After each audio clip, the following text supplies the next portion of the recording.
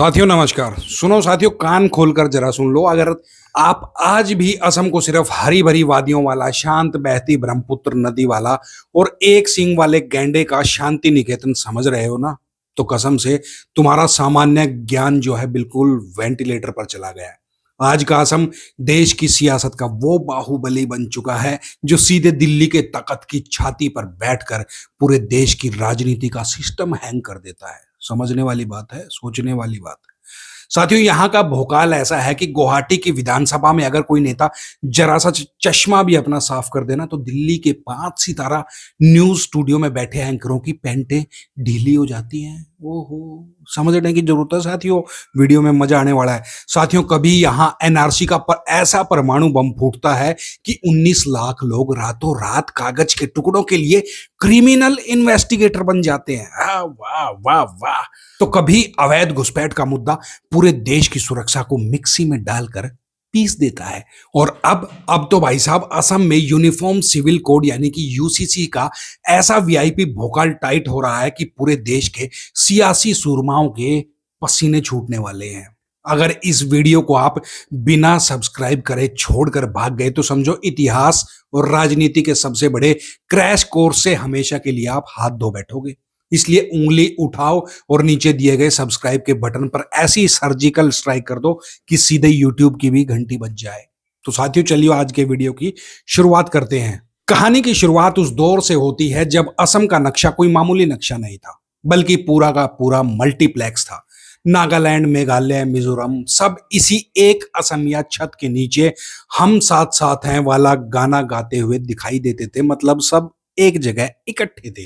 फिर वक्त का जो है साथियों पहिया घुमा और भाइयों में ऐसा बंटवारा हुआ कि नए नए राज्य कटकर अलग हो गए। लेकिन इसी बीच बैकग्राउंड में एक ऐसा अदृश्य खेल चल रहा था जो सीधे असम की आत्मा को हिला रहा था। खेल था डेमोग्राफी का महाजादू। जादू तभी आता है साल 1971। साहब, ये सिर्फ कैलेंडर का एक साल नहीं था, ये पूरे दक्षिण एशिया का वो चक्रव्यूह था जिसने सरहदों की धज्जियां उड़ाकर रख दी थी। हमारा पड़ोसी पूर्वी पाकिस्तान, जिसको आज हम बांग्लादेश के नाम से जानते हैं, वो पूरे तरीके से जल रहा था। पाकिस्तानी सेनाओं के जुल्म से भागकर लाखों करोड़ों लोग अपनी जान बचाने के लिए भारत की सीमा में ऐसे घुसे थे जैसे फ्री का उन्हें मेला मिल चुका है और वो भारत में सीधा कूदकर अपनी जान बचाने के लिए भाग आए। और वहीं असम ने भी बड़े भाई का फर्ज निभाया। दिल और रिलीफ कैंप दोनों के दरवाजे उन लोगों के लिए खोल कर रख दिए। लेकिन जब युद्ध खत्म हुआ तो बांग्लादेश आजाद होकर नया देश बन चुका था। तब असम के लोगों ने चाय की चुस्की लेते हुए कहा कि बड़ा ही तीखा सवाल आपस में किया। और वो आपस में सवाल क्या किया कि भैया, जो वहां से भगोड़े आए थे उस समय शरण मांगने के लिए, क्या वो वापस चले गए हैं या यहीं पे सेट हो गए हैं? उन सब के दिमाग में असमिया लोगों के यही सवाल आ रहा था। और साथ ही साथ उन्हें यह भी शक था कि कहीं वो वोटर लिस्ट में अपना नाम ना सेट कर ले। अरे साथियों, आप देखो, हमारे घरों में मेहमान 2 दिन अगर एक्स्ट्रा रुक जाए ना तो किचन में बेलन और बर्तन पटकने की आवाजें आने लगती हैं। यहां तो लाखों लोग परमानेंट जमाई राजा बनकर बैठ गए और दिल्ली की सरकारें कान में तेल डालकर सोती रही। क्या करती रही?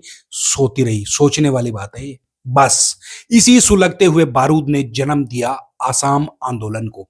साल 1979 में ऑल असम स्टूडेंट यूनियन यानी कि एएसयू के नेतृत्व में कॉलेज के वो लड़के लड़कियां जो अमूमन क्लास बंक करने और कैंटीन में समोसे उड़ाने के बहाने ढूंढते थे, वो सीधे एंग्री यंग मैन बनकर आसाम की सड़कों पर उतर आए। उनकी मांग एकदम क्रिस्टल क्लियर, बिल्कुल साफ थी और कड़क थी कि अवैध प्रवासियों को पहले दूरबीन लगाकर ढूंढो, फिर उनका नाम वोटर लिस्ट से डिलीट मारो और फिर उन्हें ससम्मान बॉर्डर के पार झुकाकर लात मारो और भगाओ सालों को यहां से। और देखते ही देखते पूरा असम मानो शटडाउन के मोड में चला गया था। स्कूल बंद हो गए, कॉलेज बंद हो गए, सरकारी दफ्तरों पर ताले पड़ गए। दिल्ली में बैठी सरकार, जो आमतौर पर नॉर्थ ईस्ट को दूर का कोई गरीब रिश्तेदार समझती थी, उसकी रातों की नींद और दिन का चैन जो है वो हराम हो चुका था। साथियों, पूरे 6 साल तक असम इस आग में उबलता रहा। साथियों, अगर आज के बैक बेंचर्स को अगर ऐसा आंदोलन मिल जाए तो नेताओं के वो पैर धोकर पी ले, बिना परीक्षा दिए सीधे अगली क्लास में 100% मार्क्स के साथ उनका प्रमोशन हो जाए। अगर आज के बैक बेंचर्स को ऐसा आंदोलन मिल जाए। खैर इस भारी तबाही के बाद आखिरकार 15 अगस्त 1985 की सुबह देश के तत्कालीन प्रधानमंत्री राजीव गांधी की मौजूदगी में एक ऐतिहासिक कागज पर दस्तखत हुए जिसे दुनिया असम समझौता कहती है। आपको पता है, असम अकॉर्ड कहती है। इस समझौते में एक ऐसी तारीख तय करी गई थी जो आगे चलकर असम के इतिहास की सबसे बड़ी लक्ष्मण रेखा और घुसपैठियों और आम जनता के लिए किसी हॉरर फिल्म का सबसे खतरनाक विलेन बन गई थी। 24 मार्च 1971 की आधी रात। हाँ, यहां ध्यान दीजिएगा, इस तारीख पर ध्यान दीजिएगा। साथियों, तय ये हुआ था कि इस तारीख के ठीक 1 सेकंड पहले तक जो आ गया था वो अपना सगा भाई है, उसे नागरिकता का शाही उस पर ठप्पा लग जाएगा। लेकिन जो इस तारीख के 1 सेकंड बाद भी आया है वो अवैध घुसपैठिया है और उसे बोरिया बिस्तर लेकर समेट कर इस देश से निकल जाना होगा, कल्टी मारनी होगी। अब कागज पर यह लाइन खींचना जितना आसान है ना, जमीन पर इसे लागू करना उतना ही बड़ा मेंटल टॉर्चर जो है साबित हुआ। जरा सोचिए, जिस देश में गांव में आज भी लोगों को अपनी सही डेट ऑफ बर्थ याद नहीं होती और उनका जन्म या तो बड़ी बाढ़ के साल में होता है या भूकंप के वक्त होता है, वहां करोड़ों लोगों से कह दिया गया जाओ और साबित करो कि तुम्हारे परदादा 1971 की आधी रात को इस मिट्टी पर सांस ले रहे थे या नहीं ले रहे थे, कहां थे वो। ये सब कागज ढूंढ कर लाने होंगे। यहां हमारे पास पिछले महीने का बिजली का बिल तक नहीं मिलता और ये कह रहे हैं कि आधी सदी पुराना कागज लेकर आओ जिस पर दीमकों ने कब का बफे डिनर भी अपना करके उन कागजों को स्वाहा कर दिया हुआ। और इसी महा असमंजस में पैदा हुआ वो शब्द जिसने देश की सियासत का बीपी सीधे 200 के पार पहुंचा दिया, एनआरसी, यानी कि नेशनल रजिस्टर ऑफ सिटीजन्स। वाह! जब सुप्रीम कोर्ट के सख्त डंडे के जोर पर ने एनआरसी की प्रक्रिया को लागू किया तो पूरा राज्य एक बहुत बड़ी फोरेंसिक जासूसी एजेंसी बन गया था। लोग अलमारियों में, लोहे के संदूकों में और सीलन भरे तहखानों में अपने दादा परदादाओं के जमाने के पीले पड़ चुके कागजों और जमीन के फटे पुराने जो है रिकॉर्ड्स उन्हें ढूंढ रहे थे, जैसे मानो कोई गड़ा हुआ खजाना ढूंढ रहे हैं। सभी लोग ढूंढ रहे थे। फिर आता है साल 2019। साल 2019 में जब एनआरसी की फाइनल लिस्ट आई तो देश के बड़े बड़े सियासी पंडितों का जो है हाजमा खराब हो गया। लिस्ट से करीब 19 लाख लोगों के नाम गायब थे। गायब, छूमंतर। और इस एनआरसी का महा ट्विस्ट तो देखिए, घर का जो मुखिया है वो पक्का भारतीय है लेकिन उसकी पत्नी विदेशी घोषित हो चुकी है। माता पिता के पास 100% पक्के कागज है लेकिन उनका 5 साल का मासूम बच्चा लिस्ट से बाहर होकर इंटरनेशनल घुसपैठिया बन चुका है। Oh my God! क्या आपने सुना?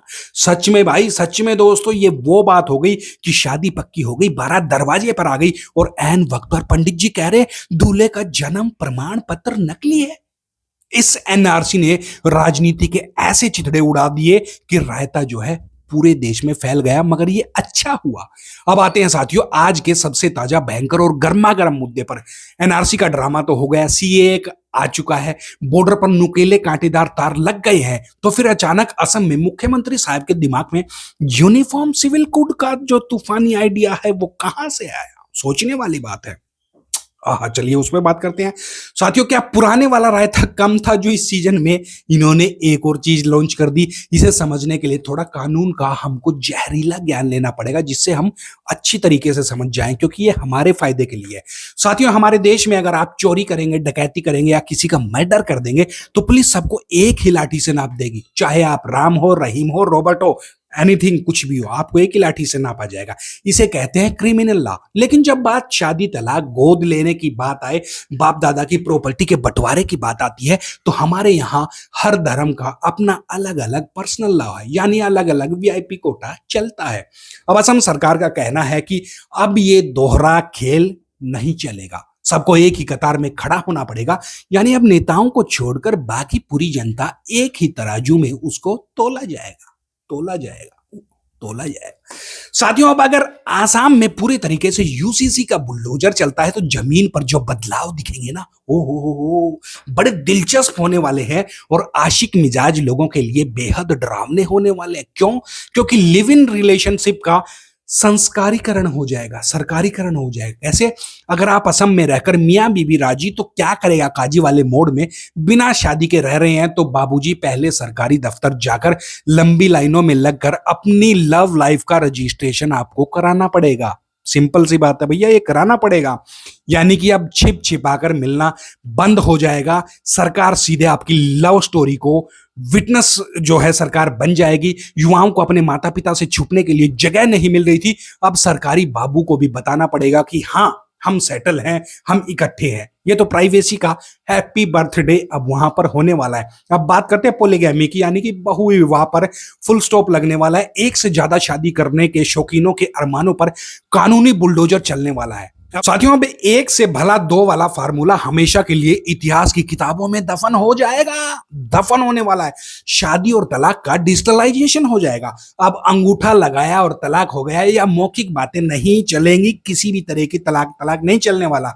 हर शादी का सरकारी ऑनलाइन रजिस्ट्रेशन रिकॉर्ड होगा, यानी कि सरकार के पास आपकी बर्बादी, मेरा मतलब जो है शादी का पूरा जो है डिटेल आंकड़ा डाटा मौजूद रहेगा। बेटियों को बराबर का हक मिलने वाला है। प्रॉपर्टी के मामले में अब बेटों की दादागिरी खत्म हो जाएगी। बेटियों को भी कानूनी रूप से उतना ही हिस्सा मिलेगा जितना बेटों को मिलता है। चलो कम से कम ये काम अच्छा हुआ।